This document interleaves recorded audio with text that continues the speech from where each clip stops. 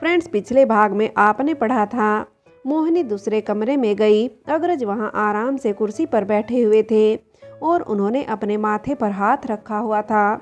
अग्रज को इस तरह से बैठे हुए देखकर मोहिनी परेशान हो गई। वह अपने पिता के पास गई और उनका सर दबाते हुए कहने लगी, क्या हुआ, आप परेशान हैं क्या पिताजी? अग्रज ने अपनी आंखें खोलकर मोहिनी की तरफ देखा। मोहिनी ने अपनी दोनों बाहें अग्रज के गले में डाल दी और फिर उसके गले लगते हुए कहा, क्या हुआ पिताजी, आप अंधेरे में यहाँ क्यों बैठे हैं? माँ भी वहाँ अकेली बैठी हुई है, वह भी परेशान लग रही है, क्या कोई बात है? अग्रज ने मोहिनी से कहा, कुछ नहीं बेटा, हम ठीक हैं, अपने कमरे में जाइए और पढ़ाई कर लीजिए। मोहिनी ने अग्रज का सर दबाते हुए कहा, आप परेशान हैं, हम आपको ऐसे छोड़कर कैसे जा सकते हैं? आपकी आंखें सूजी हुई लग रही हैं, लगता है आपकी तबीयत ठीक नहीं है। चलिए पिताजी, आप वहाँ बिस्तर पर लेट जाइए, हम आपका सर दबा देते हैं, आपको नींद आ जाएगी तो आपको अच्छा महसूस होगा। अग्रज ने धीरे से अपनी आंखें उठाकर मोहिनी की तरफ देखा और अचानक वह चौंक गए। न जाने क्यों उन्हें मोहिनी के चेहरे में अपनी खोई हुई बेटी का चेहरा नजर आने लगा। उन्हें ऐसे लगा जैसे फटे कपड़े, सूखे होठ, सूनी आंखें वाली लड़की उनके सामने खड़ी हुई है और वह भी अपने दोनों हाथ आगे बढ़ाकर अग्रज से कह रही है, मेरी क्या गलती थी पिताजी, मुझे क्यों भुला दिया? लाइए पिताजी, मैं आपका सर दबा दूं। और मोहिनी को इस रूप में देखकर अग्रज हड़बड़ाकर कुर्सी से उठकर खड़े हो गए और हैरानी से मोहिनी का चेहरा देखने लगे।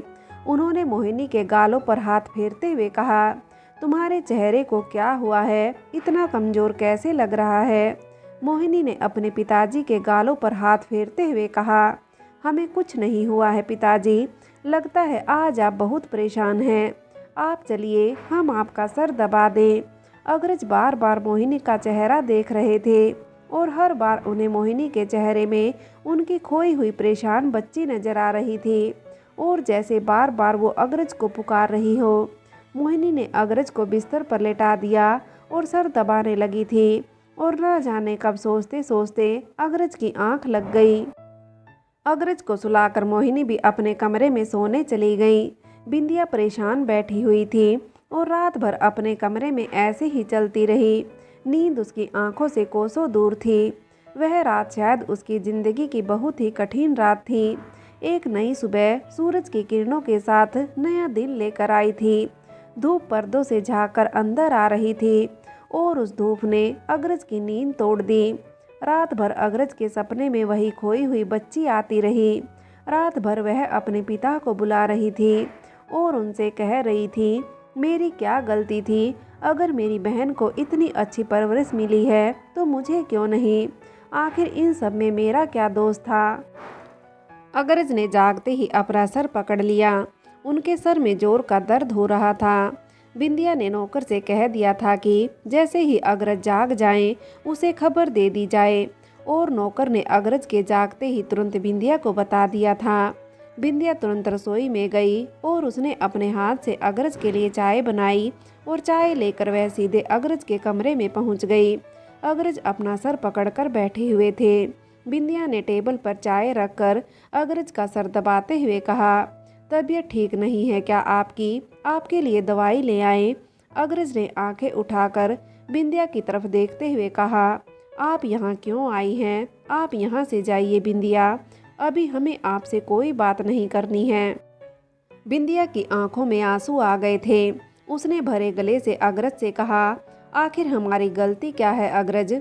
हम जानते हैं हमारी सिर्फ एक गलती है कि हमने इतनी बड़ी बात इतने सालों तक आपसे छुपा कर रखी, लेकिन आप उस गलती का कारण जानते हैं।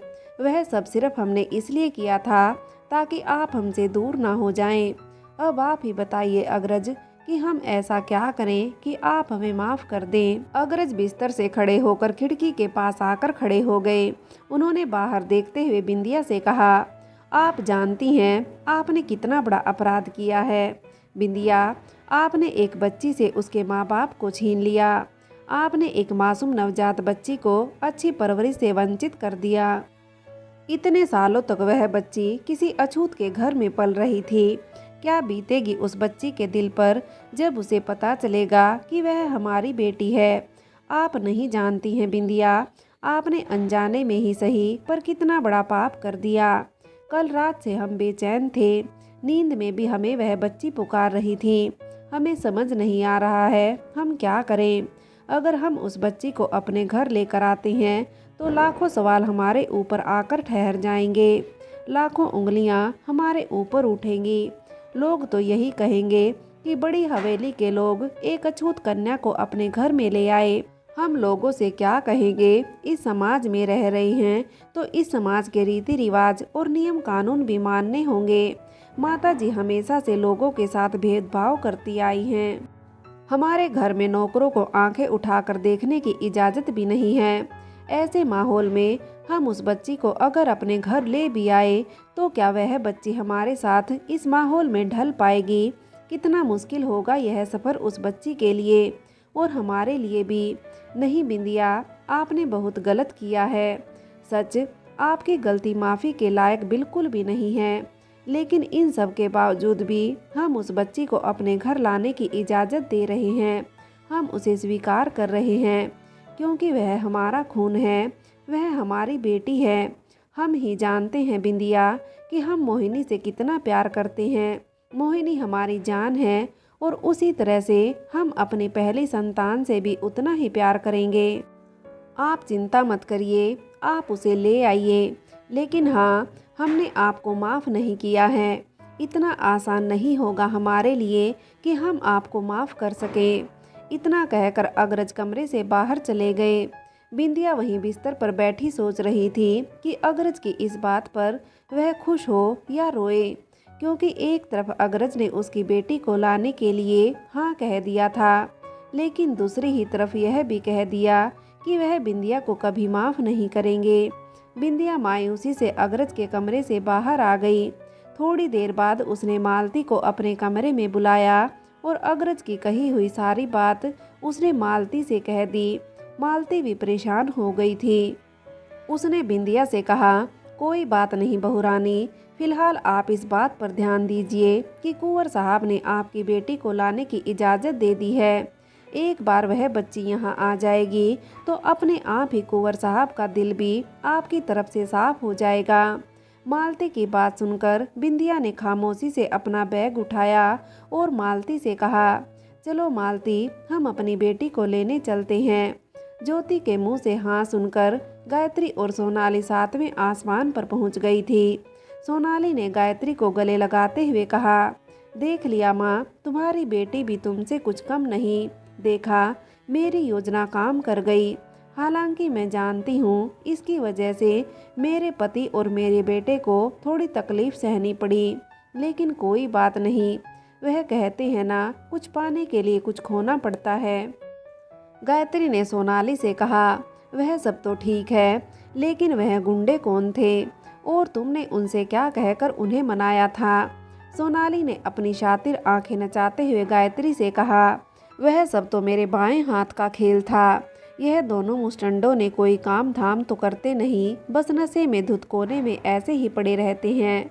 मैंने उन्हें रुपयों का लालच दिया और उनसे यह सब करने के लिए कहा। हालांकि वह दोनों भी हैरान थे कि मैं ऐसा क्यों कह रही हूँ। अपने पति और अपने बेटे को कौन पिटवाता है। लेकिन फिर मैंने उनसे कहा कि मैं उनसे उन्हें पिटवाकर उन्हें डराना चाहती हूँ और बाकी की बात मैंने उन्हें नहीं बताई। मैंने उनसे कह दिया कि उन्हें पैसे से मतलब होना चाहिए बस। कुछ दिन बाद मैं उन्हें उनके पैसे दे दूंगी। जैसे ही बहुरानी हमें पैसे देंगी मैं उन्हें पैसे दे दूंगी। गायत्री ने सोनाली से कहा, लेकिन कहीं वह गुंडे गौतम से सच सच तो नहीं कह देंगे। सोनाली ने गायत्री से कहा, तुम चिंता मत करो, उन्हें अपने पैसे से मतलब है, बाकी कोई किसी की जान भी ले ले उन्हें क्या। गायत्री और सोनाली खुश थी कि उन्होंने इतनी बड़ी योजना पर काम किया और वह सफल भी रही। पर क्या एक माँ अपने बेटे और अपने परिवार के साथ इतना गलत कर सकती है सिर्फ पैसे के लिए? हाँ, शायद कर सकती है। सोनाली जैसे कई लोग हैं इस दुनिया में जो पैसे के लिए कुछ भी कर सकते हैं। ज्योति ने सोनाली से कोई बात नहीं की थी। वह बस अपने कमरे में जाकर बैठ गई थी और अपने बक्से में अपने कपड़े रख रही थी। वह रोती जा रही थी। उसके अंदर द्वंद्व चल रहा था। इस वक्त उसे सिर्फ सोनाली से नहीं बल्कि बिंदिया से भी नफरत हो रही थी, क्योंकि वह अनजान थी। उसे नहीं पता था कि सोनाली ने बिंदिया से क्या कहा है। वह फिलहाल सिर्फ सोनाली की बातों पर विश्वास कर रही थी। वह तो यह भी नहीं जानती थी कि बिंदिया बेकसूर है। वह तो बहुत भोली है। लेकिन वह कहते हैं ना, जो सामने दिखता है लोगों को वही सच लगता है। और ज्योति के साथ भी यही हो रहा था। देवगढ़ का दृश्य। बिंदिया के मुंह से यह सुनकर कि वह रामपुर में अपनी बेटी से मिलकर आई है, अग्रज हैरान रह गए। उन्होंने बिंदिया से अपना हाथ छुड़ाते हुए कहा, क्या कह रही हैं आप बिंदिया? लगता है आपका दिमाग अभी भी काबू में नहीं है। क्या कहना चाहती हैं आप? बिंदिया ने रोते हुए अग्रज से कहा, हम जानते हैं कि आप हमसे नाराज होंगे और आपको हक है आप नाराज हो जाएं। लेकिन बस एक बार आप हमारी बात ठीक से सुन लीजिए। उसके बाद आपको जो फैसला सुनाना हो सुनाइएगा। यह बात उस रात की है जिस दिन मोहिनी का जन्म हुआ था। लेकिन आपको ऐसा लगता है कि उस रात हमने सिर्फ मोहिनी को ही जन्म दिया था। नहीं अग्रज, मोहिनी से पहले भी हमने एक बच्ची को जन्म दिया था और आज हम उस बच्ची से मिलकर आए हैं। बिंदिया के मुंह से यह सुनकर अग्रज की आंखें फटी की फटी रह गई। उन्होंने हैरान होते हुए बिंदिया से कहा, आप क्या कह रही हैं? आप जानती भी हैं? बिंदिया ने अग्रज के मुंह पर हाथ रखते हुए कहा, बस एक बार आप हमारी बात पूरी सुन लीजिए। उसके बाद आपको जो कुछ कहना है हम आपकी सारी बातों का जवाब देंगे। बस एक बार हमारी बात सुन लीजिए। उस रात जब हमें दर्द हुआ तो मालती दाई माँ को बुला लाई थी। इस बात को संयोग समझिए या कुछ और। उस रात माताजी अपने रिश्तेदार की शादी में गई हुई थी। हम बहुत डरे हुए थे अग्रज। आपको नहीं पता है, मोहिनी से पहले भी हमने कई बच्चियों को जन्म दिया था, लेकिन माताजी ने किसी को भी जीवित नहीं छोड़ा। हम गिड़गिड़ाते थे, रोते थे, लेकिन वह हमारी बच्ची को मार डालती थी। उन्होंने ऐसा सिर्फ हमारे साथ ही नहीं किया, उन्होंने बड़ी भाभी के साथ भी ऐसा ही किया है। लेकिन उनके डर की वजह से हम इतना डरे हुए थे कि जैसे ही हमने बच्ची को जन्म दिया उसे खोने का डर हमें सताने लगा। हमने मालती से कहा कि वह जल्द से जल्द गायत्री को ले आए। और गायत्री को बुलाने के पीछे सिर्फ एक ही वजह थी, क्योंकि हमने गायत्री पर एहसान किया था। हमें लगा कि वह हमारा राज सबसे छुपा कर रखेगी, किसी को नहीं बताएगी और उसके साथ हमारी बच्ची सुरक्षित भी रहेगी। हमने उसे बहुत सा धन दिया और अपनी बेटी को भी गायत्री को दे दिया। गायत्री हमारी बेटी को लेकर यहाँ से दूर चली गई थी। इस बीच हमने उसे ढूंढने की बहुत कोशिश की, लेकिन वह हमें नहीं मिली। लेकिन कल जब हम रामपुर पहुँचे तो इत्तेफाक से हमें वहाँ गायत्री नजर आ गई और हमने गायत्री से अपनी बेटी के बारे में पूछा। आप विश्वास करेंगे, हमारी बेटी गायत्री के पास ही है। बहुत सुंदर है हमारी बेटी, मोहिनी से भी ज़्यादा सुंदर और समझदार। अग्रज गायत्री के जाने के तुरंत बाद ही दोबारा हमें दर्द होने लगा और हमने मोहिनी को जन्म दिया। हम घबरा गए थे। हमने मालती से कहा कि इसे भी गायत्री को दे दो, वरना माताजी इसे मार डालेंगी। लेकिन शायद मोहिनी की किस्मत अच्छी थी कि आप उसी वक्त विदेश से वापस आ गए और आपकी वजह से मोहिनी सुरक्षित थी। अब आप ही बताइए, इसमें हमारी गलती कहाँ है?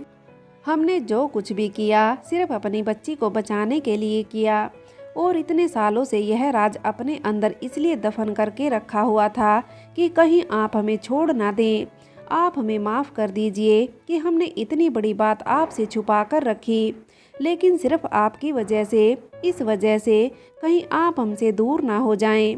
अग्रज हैरानी से बिंदिया की बात सुन रहा था। उसने जोर से कड़कती हुई आवाज़ में मालती को आवाज़ लगाई। मालती वैसे भी दरवाजे पर ही खड़ी हुई थी। अग्रज की आवाज़ सुनकर वह भागते हुए कमरे में आई। अग्रज ने गुस्से से आंख निकालते हुए मालती से कहा, क्या यह सब सच है? बिंदिया जो कुछ कह रही है वह सब सच है? मालती ने सर झुकाते हुए हाँ में सिर हिला दिया। उसने हाथ जोड़ते हुए अग्रज से कहा, छोटे मालिक, बहू रानी ने जो भी किया वह अपनी बच्ची को बचाने के लिए किया था। इसमें उसकी कोई गलती नहीं थी और आपको ना बताने की वजह मैं हूँ। मैंने ही बहू रानी से मना किया था कि आपको कुछ ना बताए। वह आपसे कहना चाहती थी, लेकिन मुझे डर था कि कहीं आप अपनी उस अछूत कन्या को स्वीकार करेंगे या नहीं, और इसलिए मैंने बहू रानी को मना कर दिया था। वह बेचारी उस वक्त बहुत परेशान थी और उन्हें मेरी बात उस वक्त सही लगी, लेकिन जब कल अचानक उनका सामना उनकी बेटी से हुआ तो उन्हें बहुत पछतावा हुआ। उनके खानदान की बेटी इतनी गरीबी में पल रही है, यह देखकर उनका दिल फट पड़ा और उन्होंने उसी वक्त यह फैसला ले लिया कि वह अपनी बेटी को घर लेकर जाएंगी, फिर चाहे कुछ भी हो जाए। और इतना कहकर मालती सर झुकाकर वहीं खड़ी हो गई।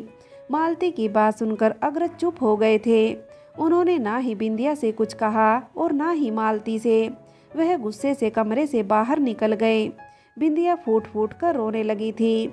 मालती उसके पास आकर बैठ गई थी। बिंदिया ने मालती के गले लगते हुए कहा, अब क्या होगा मालती, कहीं ऐसा ना हो कि हम कुंवर साहब और अपनी बेटियों से हमेशा हमेशा के लिए दूर हो जाएं। मालती ने बिंदिया को समझाते हुए कहा, कुछ नहीं होगा, हमें पूरा भरोसा है। छोटे मालिक बड़े दिल के इंसान हैं, वह आपको माफ़ कर देंगे। आप बिल्कुल चिंता मत करिए, सचमुच गलती हमारी है। आप तो बहुत पहले ही छोटे मालिक को सब कुछ बताना चाहती थी, मैंने ही आपको मना कर दिया था। क्या करूं, अनपढ़ गवार जो हूं। इस बुरे समाज की बुरी बातों को देखकर जो सीखा वही ज्ञान आपको दे दिया। डरती थी कहीं आप मुसीबत में ना फंस जाएं, इसलिए आपको मना किया था।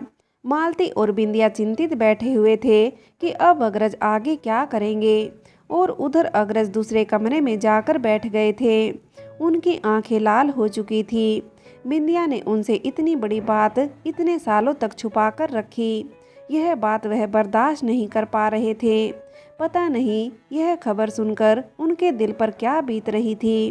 वह खुश थे या दुखी या फिर क्रोधित, कुछ समझ नहीं आ रहा था कि अब अग्रज का आगे क्या फैसला होगा।